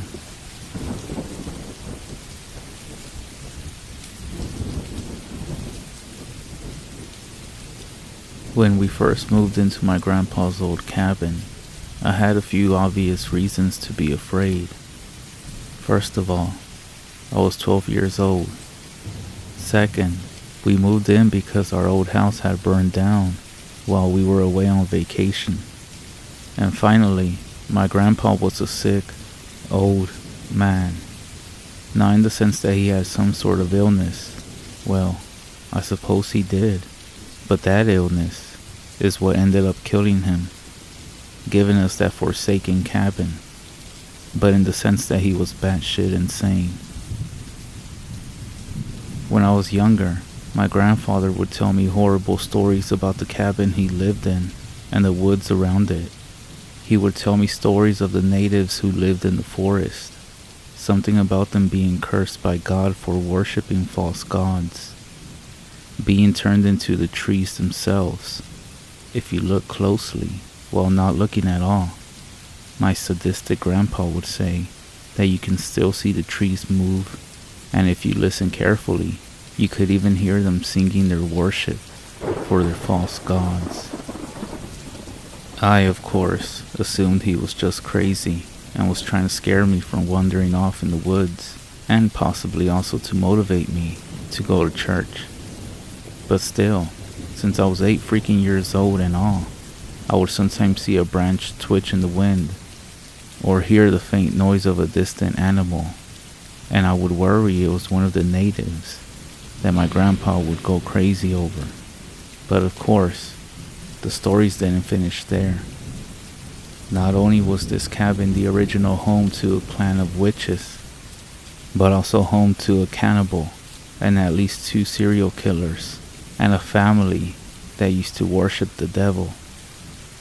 To make the whole illusion complete, my grandpa made up a story how he won the cabin in a game of Russian roulette against one of the previous owners. All of these stories never truly scared me. They terrified me when I thought about one of them too much, but I was actually never fearful of the stories being true. Well, except for one story that my grandfather told me. He said before the cabin was built that the natives used the area for human sacrifices, offering up human flesh and blood not only for their gods, but for creatures they believed that dwelled in the woods. These creatures, my grandfather would say, were known by many names in all kinds of folklore: Wendigos, the Jersey Devil, demons, White Walkers, Skinwalkers, the Goat Man. But my grandpa would always call them Marchar de Poule. It's French for Skinwalker. These beings of divine or mystical power were known to feed off anything from human flesh and blood to a human soul, or even fear itself. The Skinwalker would stalk their prey throughout the woods they inhabited, if the sacrifice given was not enough to feed their hunger. They always attacked groups of people, never a single person. That's the reason why my grandfather said that he lived alone. The skinwalkers would play with their food, often turning their form to look human to trick and torment anyone they sought to feed off, before finally killing them. My grandfather said once they finished feeding off of anyone unlucky enough, they would peel the skin from bone and wear it like a suit, often visiting the families of the dead to further torment mankind. The reason the story scared me so much was because I truly believed I saw one. When I was 8, I was playing in the backyard of the cabin. My grandfather sitting on the back porch, smoking his pipe and humming some old tune. He told me he was going to go inside and fetch some more tobacco, and he warned me not to go too close to the woods. I nodded and kept doing whatever I was doing at the time. After a few minutes, I felt the air around me turn cold, and everything seemed to get heavier, and I began to smell something like pennies, and the cold grew stronger. I realized it smelled exactly like blood. I felt a chill run up my spine, and I nearly gagged on the metallic taste that lingered in my mouth. I was about to stand and move back inside the cabin when I heard a soft laugh faintly beyond the tree line. I realized it sounded just like my own laugh, but now I was already scared. So scared I could hardly move at all. The smell of copper grew so strong that I thought I might pass out, but then, just out of the corner of my eye, I saw something move. I swallowed my spit and slowly turned to see a little boy standing just in front of the forest. I was almost relieved until I saw his eyes. They were pure white with no pupil, just pure white. I felt my knees buckle under me and my lip began to quiver when it smiled at me. But when it smiled, the teeth were missing, and it was just a set of black, rotting gums that I could smell from several yards away. It lurked ahead, doubling over, seeming to hack and gag and laugh all at the same time. Then, it bent backward, placing its hands on the ground, and looked at me from between its legs. I swear I could hear bones break and crack as it began to crawl backwards into the forest, all the while making this gagging, laughing sound. That's when I passed out and wet my pants. I woke up a few minutes later from my grandfather gently shaking me up. The smell had magically disappeared, and there was no evidence of the creature I had saw just a few minutes ago. I told my grandfather what I had saw, and he grew so pale he almost looked like the little boy's eyes. He drove me back to my house, not saying a word the whole way. I told my parents what happened, and I was assured I must have just fell asleep and dreamed the whole thing. So eventually, that's what I convinced myself had happened. It still haunted my dreams, but I was convinced it was my imagination, and my grandfather's old stories were just getting to me. But then, we moved into my grandfather's cabin. Since we had lost all of our belongings in the fire, we had nothing to unpack. Even though I had convinced myself that I dreamed what I saw all those years ago, I was still worried about living there for an extended period of time. My parents let me watch some movies we rented while they were cleaning the cabin that had been vacant since my grandfather died when I was 10. Eventually, I dozed off. I woke up on the couch a bit surprised I had fallen asleep for so long. As I rubbed the sleep from my eyes, I became aware of the tapping that was coming from the front door, almost as if someone was knocking with their fingertips. Even though I had no real idea what it was, I got up to check on it. Then, I smelled it again, that heavy, thick, bloody smell that had lingered in the back of my mind for 4 years. It got so cold so fast I could see my own breath. I felt my heart thumping in my chest. and that same shiver run up my spine. I was so scared in that moment I thought I was going to break down and start crying. Then the tapping stopped. Then the smell grew worse. Beyond the front door, I heard something gag and cough and laugh at the same time. My knees buckled and my lip quivered just like they did the first time. I became vaguely aware that I was slowly backing away from the door when I tripped and fell back onto the couch. Then I passed out again. Again, like the first time, I woke up from a hand gently shaking me away. I woke up and realized it was my dad looking down at me. It looked like he was out of breath, but I was so relieved he was there, and that the tapping on the door was all a dream. I then smiled at him, and he tried to do the same, but he only managed to get one side of his lips curled up. I was about to ask what was wrong when he scooped me up in his arms and told me in a hoarse voice that he was carrying me to my bed. His arms were so cold they felt like metal, but I didn't care, and I was already falling asleep again. He brought me to my room and laid me down in bed. His eyes were already closed and my mind was about to drift off.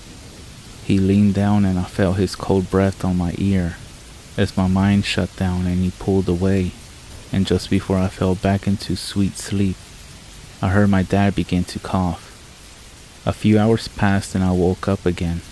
I grew scared when I remembered the tapping on the door, but soon felt better when I remembered that it must have been a dream, and was thankful my dad woke me up to carry me to my room. I sat up in bed, still just a bit scared. I looked around my room, realizing that this was the first time I actually seen it since I had fallen asleep on the couch, before I even had a chance to check out my new room. It was almost pitch black, so I could hardly see anything. I gazed over to the wall and saw a mirror. It was hard to see, but I could make out my face and my upper body. I smiled at myself and saw my reflection smile back at me. Satisfied, I went back to sleep. In the morning, my dad again gently shook me awake. He said good morning and asked what I wanted for breakfast. I told him what I wanted and then thanked him for carrying me to the bed the night before. He looked at me, confused, and told me that he didn't, but I wasn't listening anymore, because when I looked at the wall, just as I had looked at it last night, I realized there wasn't a mirror in my room, only a window.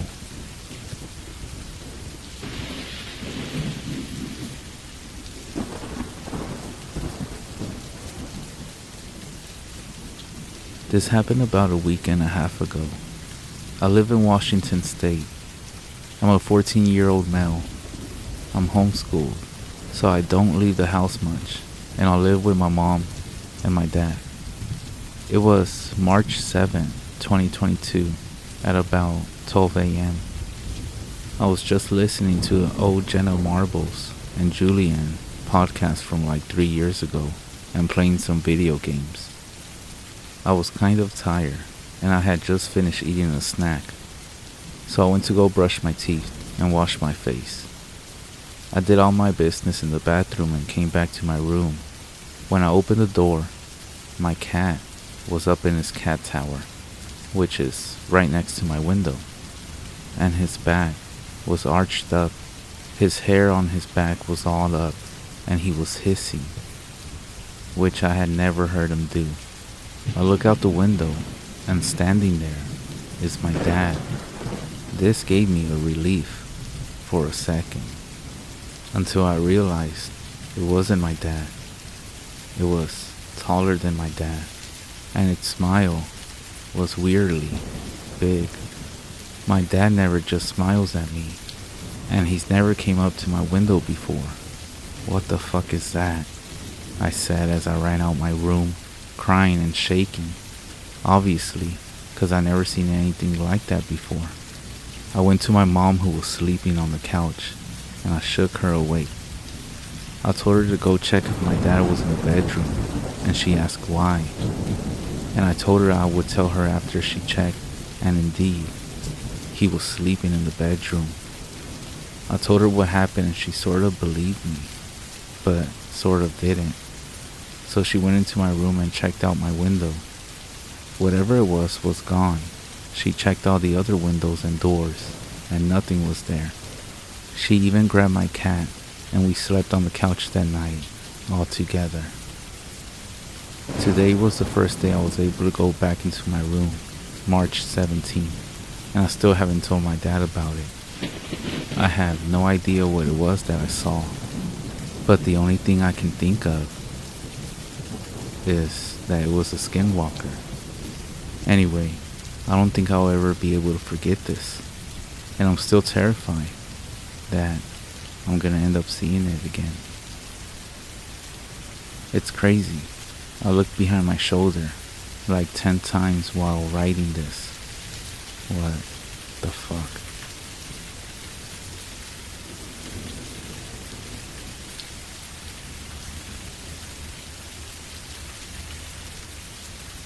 Two years ago, I went to go visit family up in North Minnesota around Labor Day weekend. I won't give the exact location, but will provide at least a general location where this happened. To keep it short, I'm hoping someone may have had similar experience, or may have had a general idea what this theme or entity was walking around our tent. On that Labor Day weekend, my girlfriend and I were planning on spending time camping with her family. Both of us were very excited to get away from the everyday city life, and we anticipated a much needed low-key weekend. We arrived at their location around noon on Saturday, and were all greeted by everyone there. During the day and evening, we were enjoying ourselves with random fun activities, and catching up on how everyone was doing. As the night started to settle in, we were all near the campfire for a few hours until 11 p.m. Eventually, the family and ourselves called it a night, and we all headed to bed. My girlfriend and I were offered to sleep in a bigger size 6-person tent. It belonged to a relative who I will call Mary. It was a kind gesture at that time, as we only brought a 2-person sized tent. Having that additional space for our belongings and our air mattress was a nice added feature. Mary's tent was positioned not too far from the campfire and the rest of the family. The family did a wonderful job clearing and maintaining the area for their smaller RVs and additional tents. To the back of the tent, about 20 to 30 yards, is where the woods started with semi-thick brush and trees. Us three were laying down chatting, and eventually they both fell asleep. For some reason though, I couldn't sleep, so I was on my phone passing time, hoping to eventually drift off to sleep. This is when I heard a faint noise in the woods about 40 yards back. I dismissed it right away, as deer are known in this area, and I continued to space off on my phone looking at random things. About 10 to 20 minutes later, I heard something get closer to our tent. I could hear twigs snapping and moving between bushes getting closer to our area. This started to get my attention, as I could start physically feeling a faint shake in the ground as this thing was wandering around. Moments later, this thing was about 10 yards away from our area, walking, running back and forth. Whatever this thing was, with each step it took, I could physically feel the vibration from the ground. This thing was big, and the best way to describe this feeling is if you went to a live rock concert and you felt the kick drum hit your body. At this point, I was a bit terrified, as I was trying to follow the footsteps, walking or running at the back and the side of the tent. This thing got at least 5 yards near our area, and then suddenly it stopped where Mary was sleeping, near her tent. The hairs on the back of my neck stood up, scared of what this thing was going to do next. I shit you not, a few seconds later, Mary shot up from being dead asleep. She gasped for air and was calling our names to wake us up. You could hear her voice. She was terrified. This thing hightailed off back into the woods. Both of us were very startled at this point. The woods had become dead silent, and eventually we got enough courage to look outside. We saw and heard nothing, and about 30 minutes later, we ran to the shop to grab a shotgun. Another anomaly during this whole thing, while we were alert and awake, Mary mentioned during this time I was awake that she was having a dream. She mentioned these things were tormenting her, saying they wanted her soul and to give it to them. My girlfriend dismissed the whole thing and said it was most likely just a deer, etc., running around. After hearing my girlfriend say that, I never told anyone about this story until recently, as I started to think about it again, trying to figure out what the hell this thing or entity was.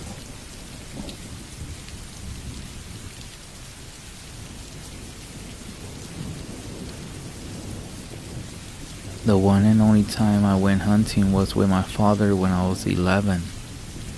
My mom didn't work, so it was up to him to provide for us. My entire life he worked more than he was at home. When he did come home, he would drink in front of the TV, too exhausted to do anything. The years crept up on him, and he finally noticed how old I had gotten, and how I was already shaping up to be a disappointment in his eyes. I was small for my age. I stayed inside to read instead of playing sports. My body was so frail I got sick often. When he finally truly looked at me for the first time, he didn't recognize the son that lived in his house. Therefore, he thought that hunting would be the answer. If I would man up and shoot something, maybe I might grow into the person he wanted. We never really spent any time together. Hunting with my father felt like being stuck inside a forest with a stranger. What kind of person even enjoys camping? Was I even missing something? My father kept sipping away at a steel water bottle that I knew didn't have water inside. Without it, he never would have lasted the day. We caught no fish at the lake for lunch the first day. Trying out luck, we went into the forest trying to shoot something for dinner. We packed something to eat, but not much. My father worked hard. However, he was supporting all three of us on his own. I knew it would be four of us soon. My mom hadn't told him yet, and I wasn't sure how he would take it. I really prayed she would leave him. As heartless as that was to hope for, we could go to my uncle's house, so my father could be alone. Maybe retire in a few years without having to worry about supporting a family. Even as a child, I could see how much his job broke his body a little more every day. In my mind, my mother didn't have any kind of feelings for this stranger. Instead of going outside playing with neighborhood friends, I worried about my family's future. In the woods, hunkered down, my father waited for something to come into his sight. For the first time, he made the attempt to talk with me and teach me things. After a while, when he thought I could be trusted, he placed the rifle into my hands and let me get into position. It was far too big for my short arms and little hands. I was scared that if I shot it, the recoil would break my shoulder. I didn't know the first thing about guns. In the movies I had seen, they always had a powerful recoil. Line it up, our dinner is over there, my father whispered in my ear. A rabbit came into a clearing. He spotted it first, looking through the sight. I went through everything I had just learned. I only needed to pull the trigger. Such a simple little thing. My father would teach me more things patiently and be proud of me. The first hunting trip with his son would become a cherished memory. But it didn't go like that. I froze up. I just couldn't shoot the rabbit. Aside from not wanting to kill another living creature, I felt like if I shot it, I would be living a lie. My father would try his best to act like the person he should be, teaching me how to skin the rabbit and how to cook it. But he would not actually care about me. He never did. This trip would never turn into a family relationship he wanted. The small rabbit jumped off and out of sight to become a meal for something else. I eased up the grip on the rifle the moment before it was snatched from my hands. My father shot at the rabbit now hidden in the bush. "Why didn't you shoot it?" he hissed at me. When he got angry, his voice got low. He was never the type to yell and scream. I wonder if he did shout at me, I might be less scared of him. Whenever I had a nightmare, it was always the same. My father sitting in the living room in the dark, staring at the TV. I stood in the doorway looking at him, just waiting. The waiting crept dread into my bones. I hated the wait. I wish he would just finally scream at me. I couldn't stand his silent rage any longer. "Go back to camp. You're useless." Those words should have done nothing to me. After all, this man wasn't my father. Not really. He was a stranger. And yet, I felt my face full of shame. But I still didn't regret not shooting the rabbit. I went back to the camp trying to make myself useful. I collected firewood. I cleaned up and did anything else that I thought would make my father happy. I heard the sound of a truck. We parked pretty close by, and my stomach sank at the thought of him just leaving me here. But our gear cost a lot of money. He will leave his son in the woods, but not things he worked hard for. For hours I was alone in the tent. I brought a book along. I nearly finished it by the time my father returned. He smelled drunk and like fast food. I knew he had gone into town for supper and a few drinks alone. I only ate a hot dog and a handful of marshmallows. The arrangement was fine by me. The rest of the night he spent by the fire, just drinking. The scene identical to how he spent time at home, just looking forward yet not taking anything in. He stayed outside even after night fell. I went back into our tent trying to sleep, finding it impossible. I thought about how things would change when my new sibling came, if they ever made it to that point. I feared that my father would try to make sure that he didn't have another mouth to feed. I wanted nothing more to get away from that man, even though in a way, he had never done anything to me. The nothing made me feel as if something was coming. At some point I fell asleep, but some rustling outside woke me up. In my drowsy state I sat up hearing my father's voice outside. "Take him, please." Not me. He was crying. The man that I didn't know a thing about was crying. His voice was very faint, as if far away, more begging and pleading until I heard something that made me scramble into the corner of the tent. He finally broke the silence, and the noise I always dreaded came. He screamed, and just kept screaming as if his life depended on it. Clutching my knees to my chest, tears came to my eyes as I could do nothing but listen. Cracks from the rifle came. Whatever he was firing at, he missed, or it didn't care. The entire exchange only took a few minutes that felt like years. Finally, his voice drifted away, as if he was being dragged at a fast pace. At first, I wanted to stay inside the tent until morning. I cried hard until my throat felt raw and my eyes hurt. When my crying spell stopped, I decided to see if he dropped the rifle. I would need a weapon until I could leave when dawn came. I unzipped the tent only enough to peek outside. The dying fire did not give enough light to see by. I needed to go outside. Finding a flashlight, I carefully got out, hyper aware of every sound around me. Scanning the ground, I saw the hot dogs were still where I left them. If my father was attacked by a wild animal, why didn't they take these as well? Did the smell attract something? and decided a full-grown man would be a better meal. I saw no sign of the rifle, only tracks in the dirt where my father made his last stand. I felt sick because I realized he was coming towards the camp instead of the truck when he got snatched away. He was either trying to save me or wanted to use me as bait. Thinking the truck would be a better place to wait until the morning, I started to look around trying to find a trail towards it. I stopped when I heard a voice. "Please, not me. Help." It sounded so hurt and awful, but I knew that was my father calling out. For the first time in my life, he was trying to reach me. I abandoned the idea of the truck. I foolishly turned away and went towards the voice. For hours I walked in those woods getting hopelessly lost. I felt sick with fear. Anything could be in the dark, and I only had a small flashlight to protect myself. Whatever took my father easily overpowered a full-grown man. I didn't have a choice if it came across me. I would let my emotions take over and it might get me killed.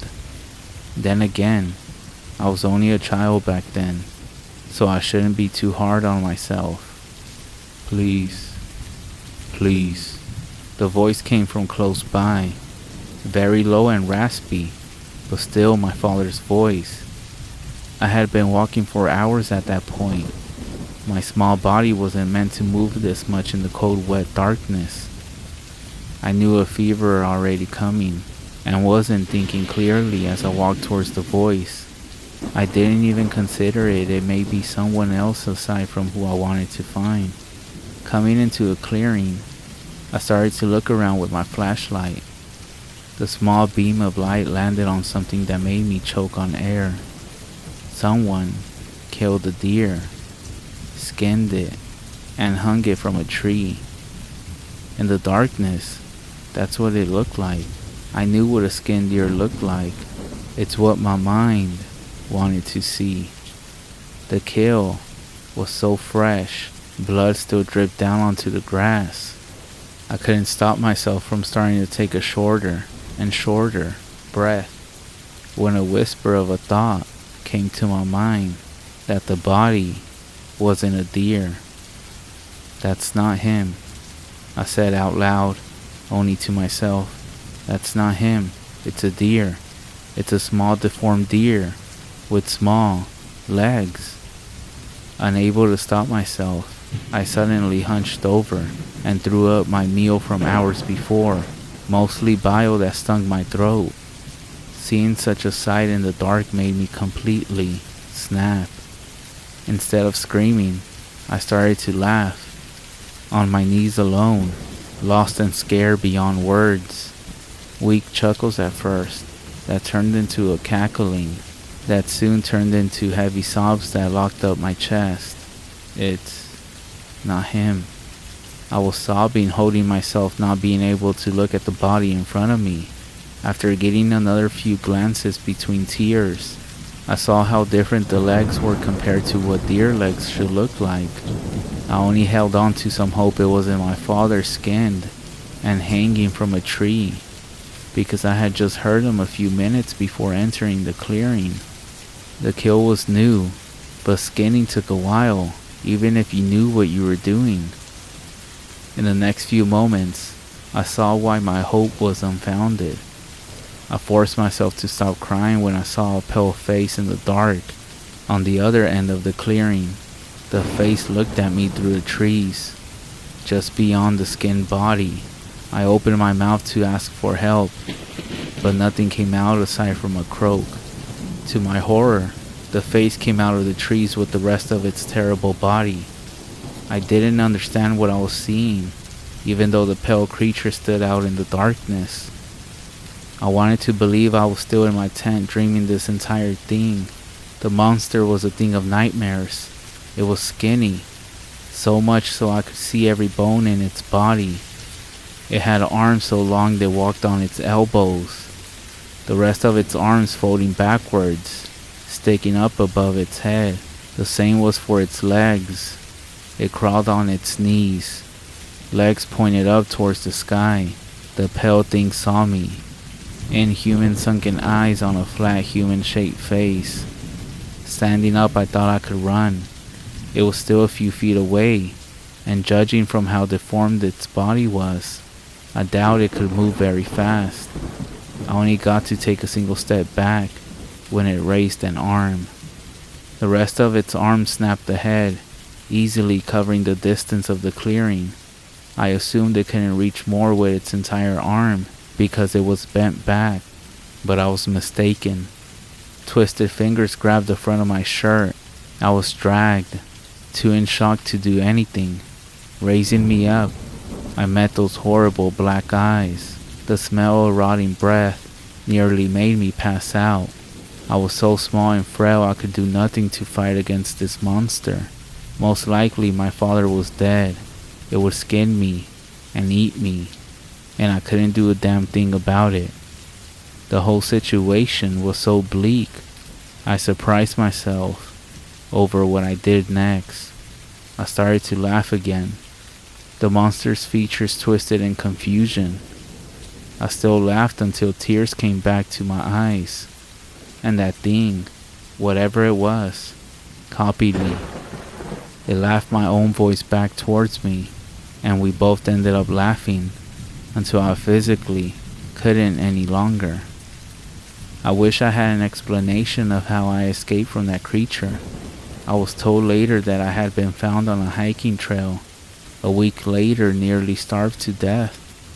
Even after my body recovered, my mind didn't. Everyone assumed I had killed my father in those woods, and the event just broke me.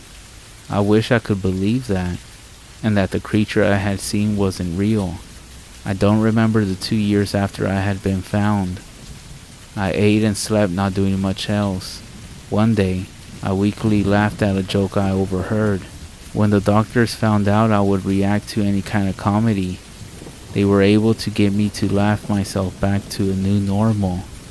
I remember seeing that monster in the woods.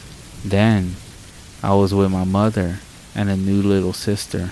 No memories in between. I haven't yet told her about that creature. They found some rope with my father's blood on it. However, they didn't know where his body was, or even how I got up into the tree to tie up that rope to start with. The case was still open, and would be for the rest of my life. I do still want to give a warning to everybody about that thing in the woods. I'm sure it's still out there waiting. I don't know why it let me go. Maybe it was thankful I had given it the perfect voice to draw in others towards it. So if you ever go into the woods and you hear a child laughing, don't go towards it. That's actually the time to leave before it's too late.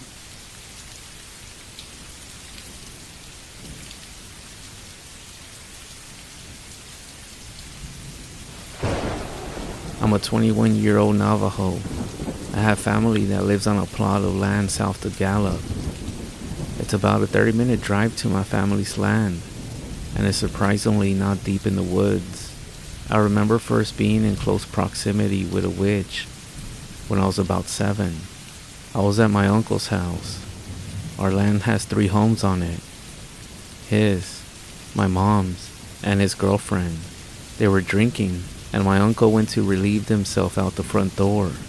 I remember he freaked out and said there was a skinwalker outside.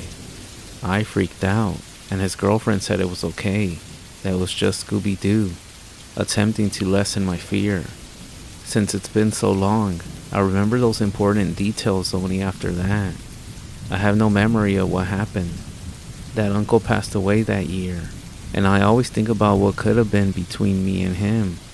Now that I feel so alone, and the rest of my family isn't amazing as he was with me. Anyways, to be clear, I have never seen a witch, but these details are unfortunately true.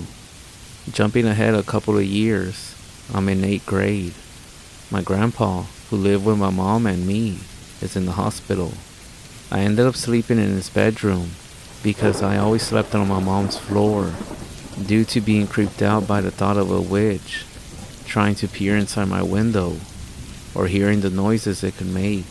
I wanted to sleep in there because he had cable in his room. His room is on the opposite end of the trailer where my mom slept. It's about 5 a.m. and I wake up to the most terrifying language I ever heard. It sounded like a cross between a hyena and a pig. The constant chit-chat between whatever was outside my grandpa's window haunted me in that instance. I listened for a couple of seconds, but I covered my ears as hard as I could out of fear. It was the most scared I ever been. After the whole ordeal, I went to my mom's room and crawled into her bed, telling her what happened and shaking a bit. I had school that morning, so when we went to start the car, I noticed in the area where I heard the noise, there was a trailer hitch, and sitting in it was a stray dog. My grandma then hired a medicine man after that happened, and he said that dog was in cahoots with the witches. I tried to get rid of him, but that dog always came back. It was Skinny. I always had a bad vibe from that dog, which doesn't happen as I love dogs. After that encounter, I was truly scared of being alone. A year later, during my freshman year of high school, my mom died. Whether or not those jealous witches were the cause of her death, I'll ponder once here and there. She died from a bad cold, mucus in her lungs. I was asleep in her bedroom, but not on her bed. I went to bed around 10 p.m., and in the morning, she was very weak and cold, like she was hallucinating and didn't get under the blankets to keep warm. When I woke up, she was dead, and sitting in front of her bed. That day changed my life completely, as I have never stayed at that house ever since she died. I stay with my dad now in town. My other grandpa said our family may be an active target of those evil witches. He said once in the 90s, when my uncles and their friends were at my grandma's land, they saw a fire and a witch doing a dance ritual on top of a mesa. They began to shoot at it. It sees them, and they take off when their girlfriends freak out. They leave, and the witch follows them from wherever they are. Keep in mind, this area has a lot of trees and isn't flat, like most of the Navajo Nation. My grandpa said that the witch followed my uncles back to where my family's land is. My family and the evil history of the area they settle at is real. I wouldn't type all this if it wasn't true.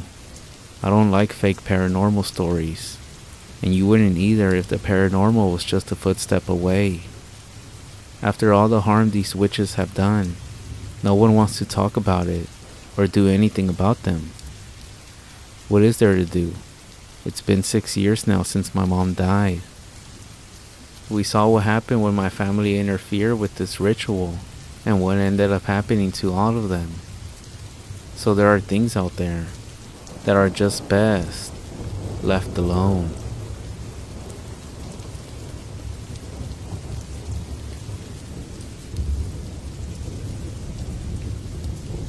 I live in the downtown area of a major Texas city. To get away from the city and enjoy the outdoors and some alone time, I would make the hour-and-a-half drive almost every weekend to a small cabin that's in the woods owned by my family. I've been hanging out at that cabin in those woods almost my entire life, so I feel pretty comfortable there. The area doesn't have many people living there, and it's always safe. So one weekend, I took some of my friends out there to fish and spend some time away from the city. While fishing on the bank of the river that runs near my folks' cabin, we pulled up some chairs, started a fire, drank a few beers, and watched the sun go down behind the trees. That is life.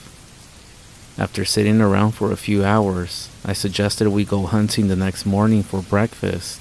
The guys weren't big fans of waking up early to crawl around in the woods looking for something to eat. They would have rather stayed up all night drinking and fishing and wake up late the next day. "Let's just go hunting right now," said one of them. Everyone else agreed and started getting loud. I stayed put in my chair and replied, "Hell no, it's too late, it's too dark. We wouldn't be able to see a thing out there, man. Plus, There's those dang witches. Everyone knew I made a good point, but then one of them said, "Wait, what do you mean by witches? What are witches anyway? Like, seriously?" I laughed a bit because they all seemed so intrigued, and all of a sudden so focused. So I began telling the story of the last time I went camping and hunting in the woods around my parents' cabin. It was just like any other camping hunting trip I had gone out on. I packed a backpack with all the necessities, a .22 long rifle, an M&P, and a .45 that I would always carry. I parked my truck at my parents' place and walked down the dirt road until it disappeared into the woods. I make a point not to overhunt in any one area, so I hiked in a direction I knew I had never hunted in. After a few hours of hiking, I found a clearing in the woods that allowed some moonlight once it got dark. I don't use a tent when I camp alone, so setting up my camp was fairly easy. I got a fire going and quickly went to go find some small game for dinner before it got too dark. After bagging a few squirrels and a rabbit, I started to head back to my campsite. The night had already started to settle in, so it was getting quite dark on me. I took a moment to light up my lantern that was hanging off my backpack. I poured some lantern oil on it and got it going. A few hundred yards later, I heard a movement in the distance. Obviously, while moving through the woods with a backpack with a rifle strapped to it, you make a lot of noise yourself. However, the noises that came from deeper in the trees have a distinct sound, almost like an echo. So when I heard movement coming from somewhere else other than myself, I froze, staying completely still and listening. There was nothing. My brain started reasoning as fast as it could, and concluded that a branch might have fallen, or a deer might have gotten spooked and hightailed it out of the area. That was good enough for me, so I continued on through the dark in the direction I knew my campsite was in. The compasses don't lie, and I had learned how to use them and rely on them by this point in my life. I heard it, again. Noises coming from my right, north of where I was, and this time, I almost thought I heard a yell of some kind. Again, I froze, thinking it was coyotes. I'm not too worried about them, so I continued. The way back was starting to feel really long though, but hiking through the woods during the day is very different than hiking through the woods at night. Most of the time you hike slower, watching your steps more carefully, so it's not unusual that a hike the same distance could take longer at night than during the day. Before I go on, I feel like I should say that I was recently married at the time. Most likely less than a year at that point. Like I wrote before, I travel a lot throughout my life, and homesickness was not something I was familiar with until I met my wife. I'll call her Juliet. We met when we were both 18, and up until then, I had never missed my home or anyone whenever I was away. But once we started dating, I began to finally experience the feeling of being homesick whenever I was away for too long, and in some cases, not even long at all. That Friday evening, towards the woods I had left, I got home from work and sat down with Juliet for dinner before leaving. It had only been a few hours since I last saw Juliet, and yet I missed her so badly out here in these woods. So much so that I think I almost felt pain. Having said that, I think it's gonna make what happened next a little more creepy. Anyways, so I heard something. I froze and stood still in the dark woods and turned to my right. I was deeply confused because I knew what I just heard. It was Juliet calling me. Even though it sounded like she was a bit far, there was no doubt it was her. What the fuck is she doing out here? There's gotta be some sort of emergency. I gotta find her. She's most likely been calling my phone, and it's not even on. Something bad must have happened, I thought, as my mind raced to rationalize and come up with a realistic conclusion. Chip, Chip, she yelled through the trees in the distance. My name isn't Chip. but it's the secret nickname that she has for me. I basically jogged through the dark forest towards where I last heard her calling me, stopping every now and then to listen for her again. Eventually, I had to stop because I had not heard Juliet call out to me for a while. I stood there quietly, panicking for what must have been like 5 minutes, but every second was torturous. I felt like I failed to find my wife, to help her. She came all the way out here to find me because she needed me, and I couldn't even find my fucking way to her.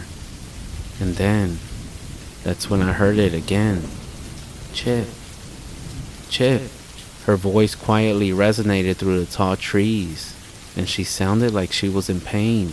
I began to walk as quietly as I could towards her, so I could hear her if she called out to me again. And she did. She sounded very much closer, and I was relieved as I felt myself getting closer and closer to her. Chip. Chip. This time, I was alarmed. I felt like I was about to be in danger, but I shook it off and continued towards my wife. Chip. Again. I kept listening to her calling me, but she didn't sound quite right. It almost sounded like it wasn't her at all. Just like two different people can say the same things in the same pitch and tone, but they can never sound exactly like each other. It was like there was someone else pretending to be my wife, and it was mimicking her voice, but I could hear her so clearly just a few moments ago. I figured she was choking up, trying not to cry, so I kept moving. Again and again, I heard my wife calling out to me as I kept getting closer and closer. Each time she called though, her voice sounded less and less like her. By the time she sounded like she was only 10 or so yards away, I was on high alert. It sounded nothing like her by then. Whoever it was calling me wanted me to believe she was my wife, and by then, I knew for sure it wasn't her. I approached carefully with my handgun drawn.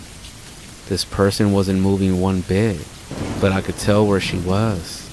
I started getting closer, inch by inch, holding my lantern up in front of me, trying to see who I was dealing with. Then, peeking from around a tree, I saw two eyes reflecting the flame from my lamp. I have to admit, at that moment, I was fucking terrified. My wife is shorter than I am, and I was eye to eye with whoever this was, and her eyes were too far apart to have been Juliet's eyes. Hey, is everything alright? I asked her, like an idiot. I can give you anything you want. I knew right away what she really was. I knew her malicious intentions. Jesus, help me, I said under my breath in a fearful whisper. With my gun still in my hand, I safely aimed towards the ground with my finger off the trigger. As soon as those words left my mouth, she visibly flinched as if she had smelled something disgusting. I could tell by her silhouette and the reflections in her eyes though. I stood still, realizing what I had just said, while she backed away from me back into the darkness. Up until this point during my story, my buddy sat staring at me, completely silent, listening to me speak. Dude, why the fuck didn't you just shoot her? You had a gun, didn't you? Said the youngest guy. I told him it would have been useless to shoot the witch out there. It wouldn't have killed her, or done any harm to her. How? Why? He replied. I began to explain to them what witches really are. People who practice witchcraft and offer rituals to demons they conjure in return for something they want. My theory was that this witch achieved her position through the sacrifice of people and animals. I could tell they were thinking it over and trying to decide whether to believe me or not. And to those listening, I know y'all might think this is crazy and not believable, and if I hadn't seen it at all before, I myself wouldn't even believe it. But the truth is, my parents were and still are very prominent figures in the church I grew up in. being elders of the church community. They often perform exorcisms when I was a kid.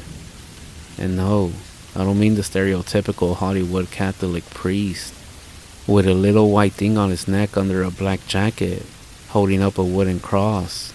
They belong to a Hispanic Protestant denomination that in fact disagreed with and opposed Catholicism.